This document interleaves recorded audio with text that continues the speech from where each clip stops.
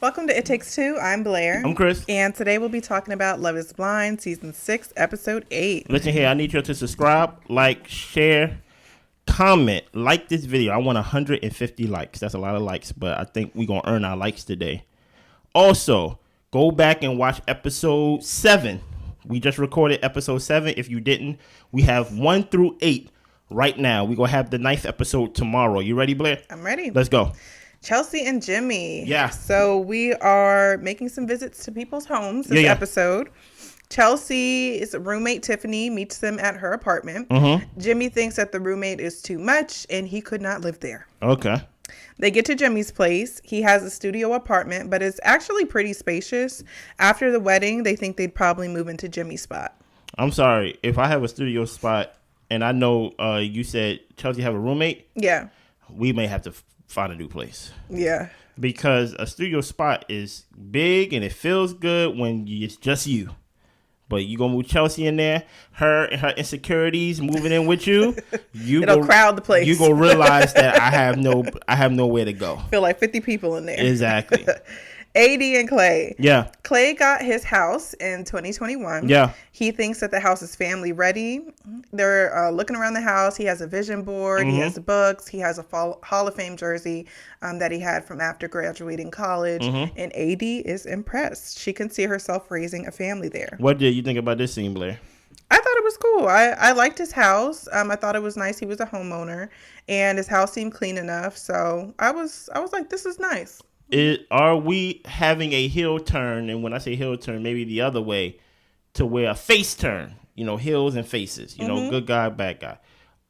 Do you feel better about Clay the more you see him on screen? No. Why?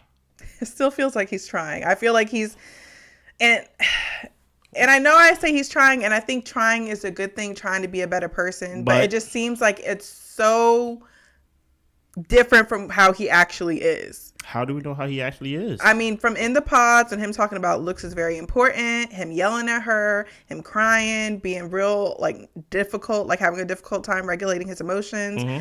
I just don't trust that he can handle hard times with AD, and not even hard times, like disagreements or difficult situations. I just don't, he hasn't shown himself to be able to be a level-headed person. So I really don't know what to expect with him. So no, I don't have a face, heel, back, booty turn or nothing. I'm just waiting to see. Okay. How about you? So far, he hasn't done anything wrong. And I'm trying my best to judge him based off of what I've seen. Each episode is a clean slate. Okay. And I'm trying not to continue to see the Clay that we saw in the pods, but the Clay that we see outside the pods. The Clay that we see outside the pods have not been as toxic as the Clay inside the pods. So outside the pods, I'm like, he's saying everything right. It's all based on, do we believe him? You get what I'm saying? Laura and Jeremy. Yeah. They get to Jeremy's house. This is where they get to Jeremy's house. He has a gym in his garage. Yeah. He went the business route instead of going to college. Mm-hmm. And he also has a picture of his dad there, which I guess was the last picture he took with his dad before he passed.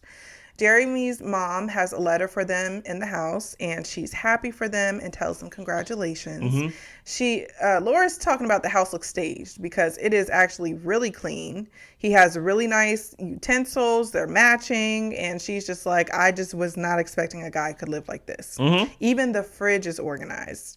And then they go upstairs. He shows her how his CPAP works, and apparently it doesn't make any noise. So that's a plus for Jeremy. What did you think about Jeremy's house and just overall? I really liked his house. And yeah, he wasn't lying about how clean he is. The house is very clean. Is he clean, or did his mama come through when she dropped that card off and clean up his house for him? I don't know, but I mean, he had the Roombas going and everything. I'm like, were they going for 2 weeks? They ain't die yet.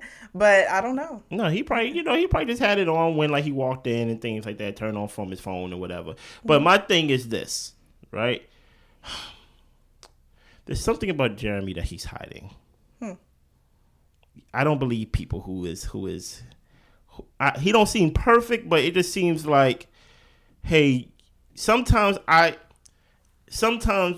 when it comes to a good liar, right? I give you the little lies. I admit the little lies to hide the big one. And I feel like he's hiding something You get what I'm saying? I don't know if it's personality driven. I don't know what it is. I just have this thing where I'm like, he's clean, he's this, he's that, he's upcoming with this, he's apologetic with this, and things of that nature because he's hiding the big. I think Laura even mentioned something along the lines like it's very clean, like serial killer clean, something like that. It's just something like I don't get that from him, but okay. I'm just like, nothing. Okay. Brittany and Kenneth. Yeah. They are at Kenneth's house. He barely has anything in the fridge. Very unorganized pantry. Yeah. And a sparse spice cabinet. Stop right there. Because I wanted to let you know or see if you remember what was in his little pantry things and things of that nature. It looked like it was like some little Debbie cakes or something. Yeah, like little like Twinkies and like snacks. Yeah. He had no food in the fridge. Mostly snacks. He had no food in the fridge. The only thing he had was like a takeout thing he probably didn't finish or probably just brought. I think he had some orange juice or something. And orange juice. Yep. Right. And in the pantry, he had those Solo cups. He had Ritz crackers and snacks. And in the seasoning cabinet, as you brought up, he just had Italian seasoning and something else, right? What do that gives to you, Blair? Right then and there, just that alone. I don't know what the right answer is, but I have two answers. One, it gives me that he's a man and he's just living on his own, just living the bachelor life. The other thing is that he just went on vacation and was in the pods. Like, I clean out my fridge before I go on vacation. I look to see what all's expired. Now, I can understand. No condiments? I can understand the fridge being empty. I can understand That's that. a new fridge. But what I don't understand is the spice cabinet. You should have more spices than that. Let's go back to last episode. Okay. You have to cook tonight. That's just what he said. Because not probably, based on what we see, he don't cook. Yeah. He probably can't cook. Because if you only have 2 spices in your cabinet and they fill to the top, you ain't cooking nothing, brother. I ain't see no salt. I ain't see no pepper, right? Look in the pantry. He just got snacks, right? He's a boy.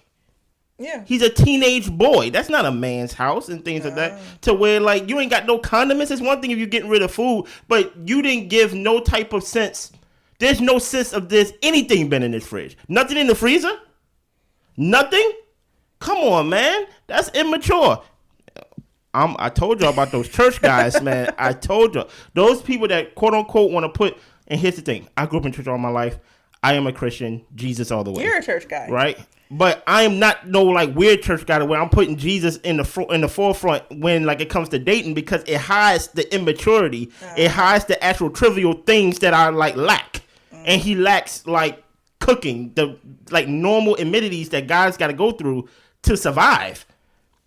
Go ahead, continue. I'm sorry. It really pushed me to the edge once I saw his fridge. You're like, he's not a functioning adult. I'm like, he's not a functioning adult. Like, what's this? I understand there's no food, but no condiments? That means you order out all the time. I'm sorry. She is impressed by his place. Yeah. He's on the phone, but he's asking her how she's feeling. She says she's excited for the real world. Yeah. And in the Dominican Republic, he seemed peaceful, but here it seems like there's distance. She was excited this morning, and he just gave her like a dry, hey. He says when he has his moments where he's chill, like, what's the grace that you're going to give me? Flip it. He says that she's not always going to be this bubbly person, and he's ready to be normal. He says he's ready for us to go to work and come home to each other. She doesn't have questions if he's feeling her. Brittany knows they have what it takes because they'll do whatever it takes. What do you think about this scene outside of my rant about his pantry and his immaturity when it comes to his food? I was middle of the road when I saw it. How so? You're starting to sway me, but I'm trying to be true to how I felt. Oh, okay. And what?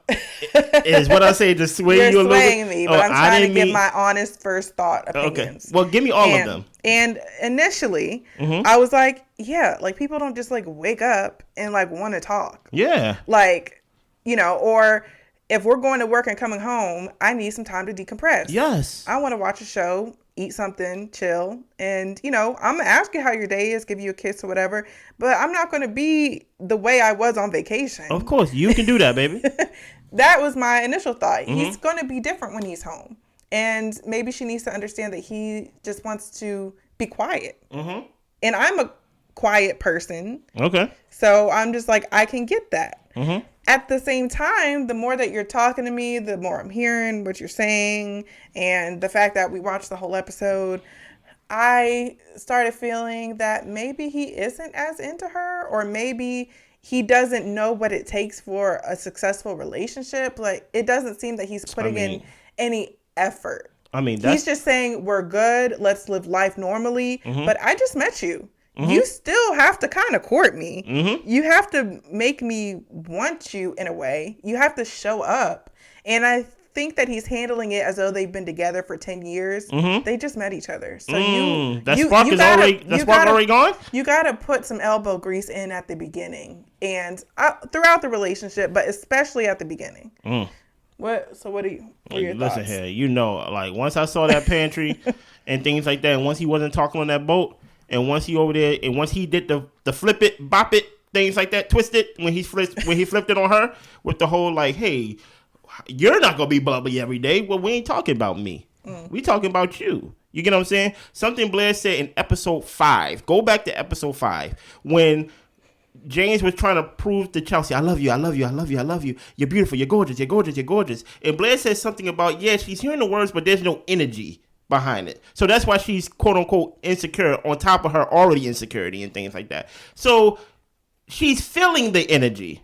She's feeling the shift. It's not about, hey, I'm not gonna be bubbly every day. Well, I experienced you in the DR or wherever they was when you wasn't talking to me on the boat. I experienced you when I was trying to get the house together and you wasn't interested in that either. So like it's I'm seeing patterns. You get what I'm saying, of you being disengaged. I got more for Kenneth. And I got more for y'all, too, for believing in that relationship when I told y'all about those church guys. I told y'all about them. Okay. I grew up with them all my life. I know all about them. Okay. I'm sorry. It's okay. Chelsea's friends come over. Mm-hmm. Jimmy's upstairs working, and her friends talk about the process. Chelsea says that everyone was interested in him. Chelsea talks about how Trevor... Hold on. Everybody was interested in who? Jimmy. Stop. Okay. She says that Trevor was her number one, and it was hard for her to make the decision, but things have worked out fine. Yeah. He doesn't look how she thought he would, Mm-hmm. And he's always on the phone. He hasn't kissed her once today. She says it might just be me, and all the friends are like, no, you're gorgeous. Da, da, da, da. He saw a picture of Jessica yesterday. Oh, my gosh. And she is stunning. He went back to work and he has meetings. She doesn't know if the pic of Jessica is messing with his mind at all. No, it's messing with your mind, Megan. Chelsea. Because Megan. I'm gonna call her Megan. I know her name, Blair. Right. It's messing with her mind because how you got the guy was dishonest. I said it in episode 5 or 4. It was one of those two, to where I said you wanted to defeat Jessica and you thought Jessica would just go vanish. And he would never go see her again. And now you're like, oh my goodness, I chose a guy who had quote unquote multiple options compared to the guy that only had one option. He only focused on me and I said no to him. And you couldn't even give a real answer to your friends of why you didn't choose Trevor. Nope. When they ask you, hey, you had one guy that was 100% focused on you. Why did you choose him? Da. And then you went on with James or Jimmy, whatever his name is, talking about like, well, everybody liked him. Well, only one guy paid his attention to you. He was tapping that bracelet. You ain't feel nothing. You know what I'm saying? Have it on. So like Chelsea, what's going on is your dishonesty is starting to come up because you use, hey, I look like Megan Fox. You know what I mean? To basically pull them away from Jessica. And now you can't even lie and say Jessica's not stunning. You said Jessica is stunning. That's your insecurities. Jimmy comes down. He meets the friends. Yeah. And Jimmy said things ended poorly with Jessica and Chelsea made him feel better. After marriage, they'll most likely move into his space. And he wants at least 3 kids. He's answering all these questions that the friends are asking. Yeah. They share that they had one argument and it went well because he said he was sorry. The friends say that he's nothing like her typical type. And he tells them that she said she looked like Megan Fox. A friend asks if Chelsea is not his type. And he says that he thinks Chelsea is perfect. I want to go into detail about this because, for one, she tried to get the reassurance of, what do people say I look like? What do people say? Like, they said, Carrie Underwood. No. Megan, right? Yeah. You know, somebody said that. The hair, the eyes. Yeah. But I want to go into details because their actually get-together story actually sounds sad when they say it out loud. It does. He said, I had a connection with somebody else. Right? I'm paraphrasing, but this is the gist of what he said. I had a connection with somebody else. It went bad. Then I went to Chelsea, and she made me feel better. So I proposed to her. That's basically what he said. Yeah. Once he said that out loud, I was like, they don't hear themselves? Yeah. You had a strong connection with somebody else. It didn't end good. So I went to Chelsea, and she picked me up, and I proposed to her. Yeah. Crazy. Let's go. Amy and Johnny. They go to Amy's place. Yeah. She has crystals. He's kind of not really into that. Oh, yeah. Listen here. I know I talk about them church boys, but Jesus on the way. Get them rocks outside. Okay? She shows him a pic of her grandfather, Yeah. and it's been 2 years since his passing. R.I.P. Johnny wants to get a house, and Amy wants to get a house after her lease ends. Yeah. They both are in a financial position to be homeowners. Mm-hmm. Johnny wants to retire early, so he wants to live as frugal as possible. Mm-hmm. And Amy's like, I'll try to be like that, but I also want to enjoy life and enjoy the finer things in life when I can. Mm-hmm. He wants to be financially secure before they have children. Uh-oh. Amy says that they need a plan for this birth control thing. And she's like, we can stand to wait 5 years before we have kids. And he agrees. Mm-hmm. If an accidental pregnancy happened, Amy thinks that they could take care of the child. It just wouldn't be ideal. Mm-hmm. And Johnny doesn't want that at all. He doesn't want not ideal. He wants to be prepared. Yeah. Because he was raised in a not ideal situation, and he wants everything he can give his kids. Yeah. He wants to be as prepared as possible. Amy doesn't want to go on birth control, and she recommended a vasectomy. That's kind of strange in my opinion, but go ahead. And she says, condoms apparently aren't a peace of mind for him, and that's not enough. What do you feel about this, you being a woman and all? Amy, just get on birth control. Really? And I understand some people aren't into it. They don't want it. They don't want to put those hormones in their body and all that type of stuff. And it really is a personal decision. It's her. I mean, I would say it's her decision. Does it ever become a us decision when you're with somebody or about to marry somebody? Even with It's that, tricky? it's tricky because it's her body. Mm-hmm. And even though we're in a relationship, we're a couple, we're not ready for children, you would think it would be, okay, we should decide on what form of birth control we're using. Mm-hmm. And if condoms aren't an option, and I think a vasectomy is a wild thing to recommend. I'm about to say, honestly. like, come on now. Even though they say they can be reversed, like, I think I've read that it's not 100% that it'll be reversed and everything will be fine afterwards. 100%. So, Amy, get on birth control. Wow. So that's all I really got to say. I don't know. What do you think? I think she's telling you her plan without admitting to it. She said, well, what if accidents happen? So she's pretty much fine with having a baby. Listen here, brother. Don't marry her then. As crazy and as cruel as that may sound, if y'all can't agree to, quote unquote, how y'all want to have this baby, I say don't. If she don't want to, quote unquote, compromise with birth control and things of that nature, then she has the right to say, I don't want to put this in my body. And you have the right to say, well, I don't want you to be my wife. Walk away. That's how I feel about it, honestly. And I think this will be a roadblock. They kept saying, like, this will be a major roadblock, and I think this is our roadblock. Yeah. And I'm like, yep, that's how it is. Yep. Brittany and Kenneth. So Kenneth woke Brittany up at 1 a.m. last night when she had to get up at 5. They're talking in the kitchen. Yeah. He wanted to say goodnight and let her go back to sleep. Keep that in mind, guys. Brittany's saying, well, you haven't been home. Mm-hmm. And he tells her, let's not make this a thing. He got his hair twisted. He saw his mentor, and he called her while he was out. Yeah. He's just asking her to not allow him getting late one night to shift this mindset for her. Mm-hmm. Brittany feels like they want the same things, but the intimate feeling or that desire is a missing piece. Mm-hmm. He says that's not true for him. Mm-hmm. He works a lot and he tries to be affectionate, and sometimes she acts like she doesn't want it. Yeah. He tried to be affectionate when he woke her up and she pushed him off. He doesn't feel she's being introspective in her role in things, and he didn't take it personal. when she pushed him off. Mm-hmm. If she's in the zone, if she's doing work, whatever she's doing, it doesn't give that she wants intimacy, but she's focused on getting something done. Yeah. Kenneth says that if you don't have that desire or the craving, feeling that is a concern. Mm-hmm. She's very affectionate. They don't kiss a lot, haven't made out, and that's concerning for her. Mm-hmm. It upsets her because she wants to experience the pod feeling, but she's not feeling that consistently. Kenneth says if, what you need isn't there, then we have to be honest with each other, and it's okay if it's not enough. Spiritually, he knows what's for him is for him, and if the relationship isn't going to work, that will be okay. Brittany's starting to get emotional, and he says, this isn't going to work. I still want you to find your person you're meant to be with. He gets up, he hugs her, and he tells her they're good, there's no beef. Kenneth calls his friend and tells his friend that he's about to go to the friend's house and get his stuff together. What do you think about the scene, Blair? It was so sad. Really? Because I don't think she was trying to break up with him. This was not a breakup conversation. This is how I'm feeling.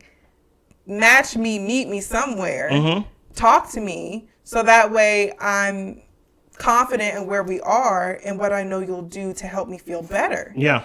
But he just didn't even try. He was not even fighting for the relationship at all. Yet he was over here telling this girl he loved her. I'm totally thrown off by Kenneth. I did not see this coming. Scroll back up to the beginning of this scene and the part where you said he came in at 1 a.m. in the morning. Yeah. And you said that he just wanted to say goodnight at 1 a.m. and then let her go back to sleep. But then in the conversation, he says, I was in the mood to, get intimate, kiss and all that stuff. And you weren't in the mood. I ain't seen nothing about it. I just accepted it. Well, it's 1 in the morning. No. You're a liar. You're condescending.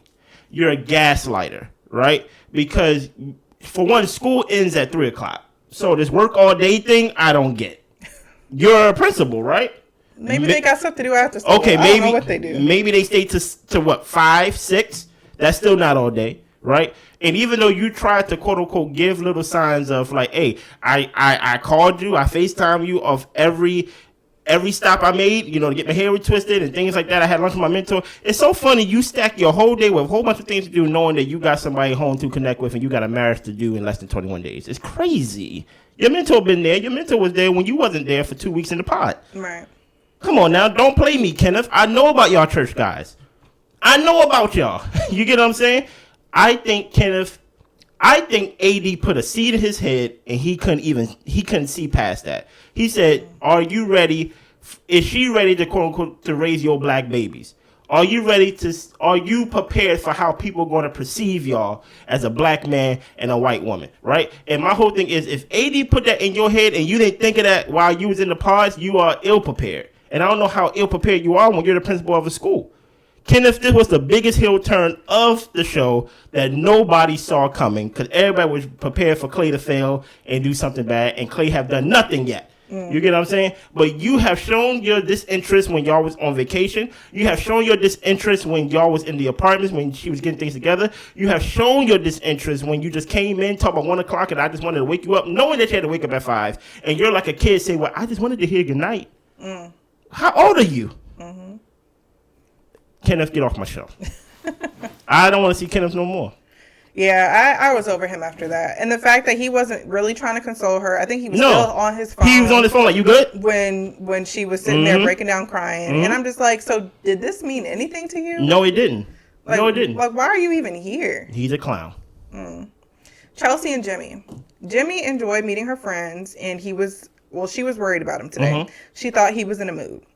And he's like, I paid for your dinner. Like, I want to take care of you. He doesn't really know what he's talking about. My mouth hurts. I bit my lip. Okay, Jimmy, get off biting yourself, okay? She wants him to tell her she's pretty and be excited to be around her, ask how she's doing. She tells him, you didn't kiss me today. And he says, I kissed you when you were in the bathroom getting ready. She's like, oh, I'm sorry. I'm sorry. He's aware he didn't love on her today. He says he'll work on kissing her more. She felt after the convo about Jess, maybe he's wondering what life would be like with her. Yeah.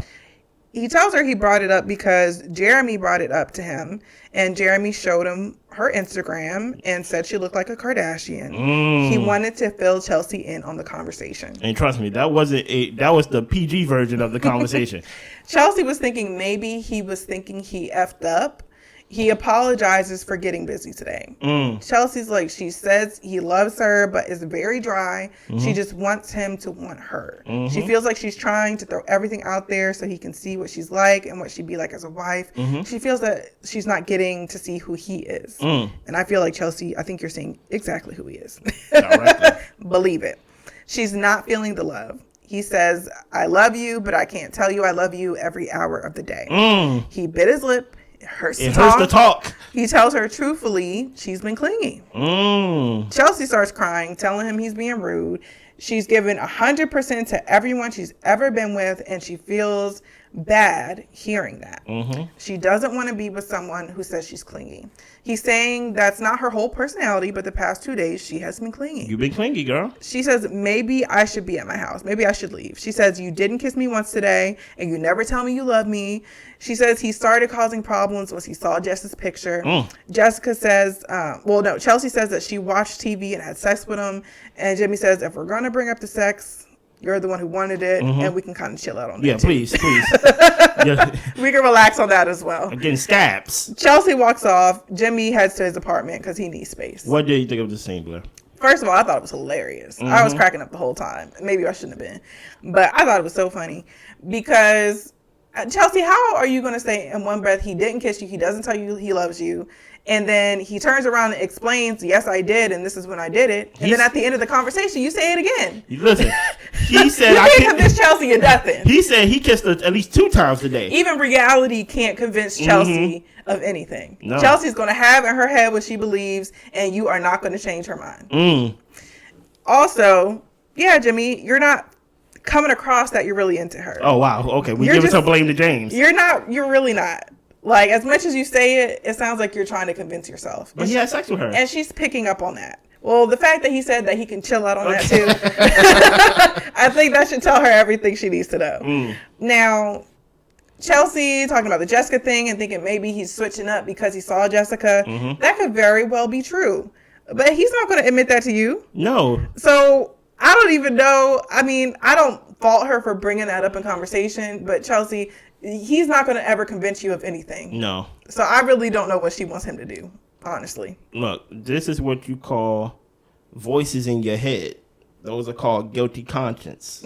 You know, she got Jimmy in a dishonest way. You get what I'm saying? By saying she looked like Megan Fox. Right? And now, quote unquote, Chelsea said it herself, Jessica is stunning. Right? So now her insecurities is on 1,000. They are raging. Right? And he's like, look, you've been clingy. She's like, oh my God, that is so rude. You didn't even kiss me today. He's like, wait a minute, I thought we went through this. We already discussed that. And you said sorry. Yes. But then she storms out, and I don't really, it's kind of hard to, like, they both at fault. Because number one, even though Chelsea don't look like Megan Fox, James ain't no GQ guy either. Y'all, they're right on par with y'all each other. are on the same level. Yeah. So let's start there, because I don't want to make it seem like we just over here saying you don't look like Megan Fox, you don't look like Megan Fox, you don't look like Megan Fox, but he don't look like James Bond. And you don't need to look like Megan Fox to be with Jimmy. Exactly. You get what I'm saying? So my whole thing is I blame both of them, because she feels what she feels, but it's kind of hard to be like, because she's so insecure, I don't know what's motivating her feelings. Is it the actual feelings that James is trying to portray that are not truthful about, hey, you're gorgeous, I love you, you know, you're everything, you're perfect? Or is it her security, or is it her insecurity speaking first? We know she's insecure. We know she's clingy. We know she's a little bit of a nut, a little bit, right? But that doesn't take away the fact that Jimmy, right, is trying to convince himself that, hey, like this girl. But him basically saying what Blair said, hey, listen here. The sex, let's just chill on that. Yeah, girl. He's not into you. Nah. It's rather the sex is bad or you want it too much. Or both. You get what I'm saying? Or he's just not into you. No, he's not. He's trying, though. Yeah. He's trying. Anything else on that scene? No. You basically had a good time watching that scene, didn't you? It was very entertaining. Okay, let's go. Jessica meets up with Laura. Yeah. They're talking. Jessica told her daughter that she's not getting married. Jessica says that when they got back from vacation, Jimmy sent her a friend request. He withdrew the friend request 8 hours later and then put his profile on private. Oh my goodness, you cannot. But she got to see what he looked like, and she was not repulsed. She says, even if he was ugly, I would just close my eyes and just listen to his voice. Wow. Jessica has questions for him, but if she heard his voice in person, she doesn't know what that would do to her. She doesn't want to get set back because she's been trying to heal since they got out of the pods. Jessica then asks if he and Chelsea are in love, and Laura thinks so. Jessica says for Chelsea's sake, she hopes so. Sarah Ann DM'd Jeremy. And Sarah Ann, what's her name? Laura has the DM. Yeah. Sarah Ann said that if your mind ever shifts in your choice, I'd love the chance to meet you. Laura's like, he made his choice. He didn't say anything back, but he did like the message. And Jessica is not over Jimmy. She still gets butterflies. Jessica said Chelsea is stunning, but all of his exes look like Jessica. If she were to see him, she knows it'll be like dangling temptation in front of his face. Laura thinks Jimmy would want to see Jessica. What do you think about this scene? First of all, I thought it was shady as hell that Laura was sitting there meeting up with Jessica when Laura's in a bit of a love triangle herself. Why are you meeting up with the other woman when you and Chelsea are the fiancés? It just seems a little weird to me. It seems a little weird. It's a little shady of Laura. At the same time, Jessica absolutely has a chance with Jimmy. Oh my gosh. She absolutely has a chance, and I don't think she should take it. Not only for Chelsea's sake, but for her own sake. Jimmy is just not a decisive person. No, he's not. And he just doesn't come across as a guy who knows what he wants, going to go after he wants. He is very blase, and wherever the wind blows, whatever chick is in front of him, I feel like he will go towards. This man hurt his lip eating. Yeah. He's just not. And he's been talking about it for days. Yeah. So I think Jessica could do way better. But yeah, how did you feel? How you feel? You ain't done. How you feel about the Laura and Sarah thing? I felt Sarah. You feel like Jeremy crossing your lines, anything like that? I don't think he did, because Sarah sent the message, and he also showed it to Laura. But yeah, Sarah definitely crossed the line by saying, if your mind changes, because yes, he is engaged. So I think Sarah should back off and respect that. But I think Sarah also has a chance with Jeremy. I mean, he was over there at the vacation talking to Amy like, I want to meet her. Amy was like, I ain't saying nothing. I want to meet her. So, Laura, you have something to worry about. Chelsea has something to worry about. And I think it's odd you meeting up with Jessica. Well, I feel like Chelsea definitely got something to worry about, because Chelsea can't. I don't know what she wear on her sleeve, but it's bigger than her heart. Yeah. She wear her insecurity. She wear her lies. She wears everything on her sleeves. Listen, I think Jessica can 100% steal Jimmy from Chelsea. I don't think that she would want to stay with him. I think we gonna get into this little catty situation to where I think she wants to, quote unquote, see if she can tempt Jimmy, right? Because it's like, even though he's yours, he's mine. You get what I'm saying? That type of female competition thing, that relationship competition thing. So I think we gonna see that happen eventually. With the whole Sarah and Jeremy thing, Jeremy just seemed like the type to tempt. Like, Jeremy just come off as the guy like, I ain't do anything. You get what I'm saying? Even though, like, he may have talked to her, he may have, like, met up with her and things like that, but he's like, I ain't do anything. And as to him, he's like, as long as I didn't do anything technicality wise, I don't see why you're mad at me. And that could be a problem in itself. Okay. You get what I'm saying? Anything else on this episode? How do you feel about Laura meeting up with Jessica? Laura meeting up with Jessica? I have no problem with that. Okay. I'm like, to me, I just see that as part of the show. All right. I see that as like, okay, they all gonna meet anyway. So it's like, I ain't really think nothing outside of that. Anything else? That's all I got. Y'all be good. Make sure y'all catch us tomorrow with Married at First Sight and episode 9, I think it is, of Love is Blind. Y'all be good. Bye.